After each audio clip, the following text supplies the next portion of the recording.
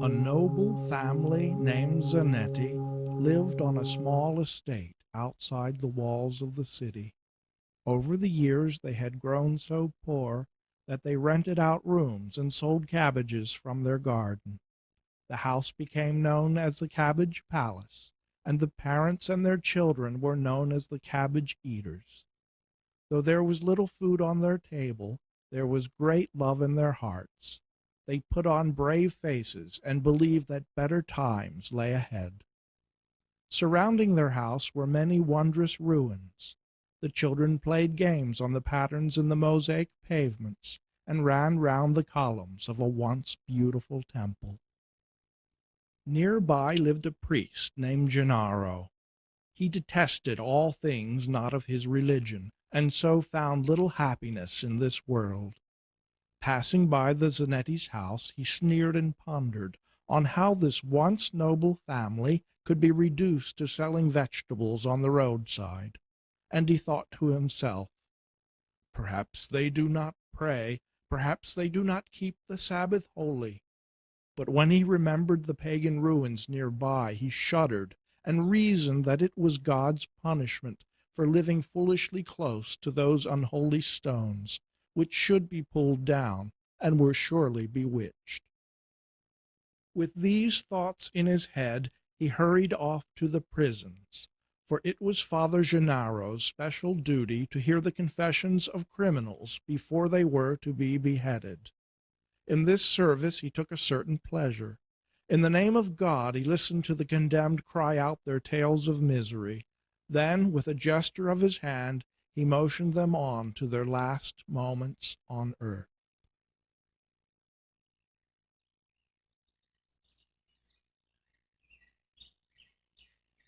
One day, as the children were playing about the ruins, they found many lovely flowers blooming on the hillside.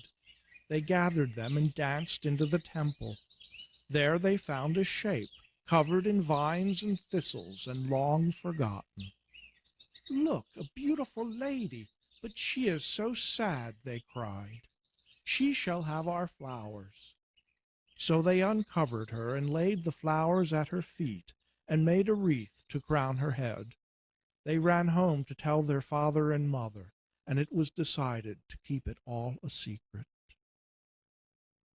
The statue was of the goddess Diana, Diana of the hunt, of the hound, and of the silver bow, Diana of the moon.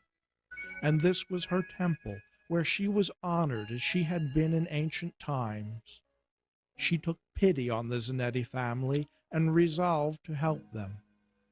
That night the stars were like blue sapphires, and the great white moon shone down on the temple. That night all was silent except for the sound of a hound and a swift arrow which echoed from the distant hills.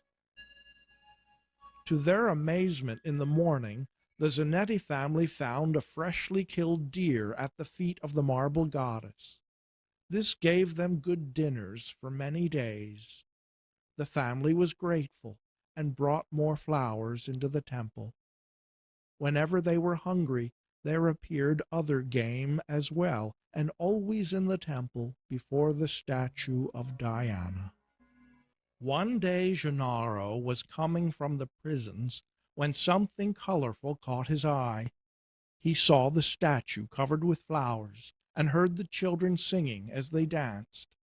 Gennaro hissed, "Vile idol of Satan, here is how I shall worship you." Then he picked up a rotten cabbage, rolled it in the mud, and threw it dripping into the face of the goddess. The statue replied, though the priest could not hear her. Since thou hast made thy offering, a gift to thee this night I'll bring. That night the priest could not sleep. When at last his eyes did close, he felt something resting heavily on his chest. He awoke suddenly, and indeed something had fallen and was rolling across the floor. He rose and grasped for it in the moonlight. It was a head half decayed. It was one whom he had confessed, and it was confessing still, uttering foul deeds through foul lips. And how many more were yet to visit him?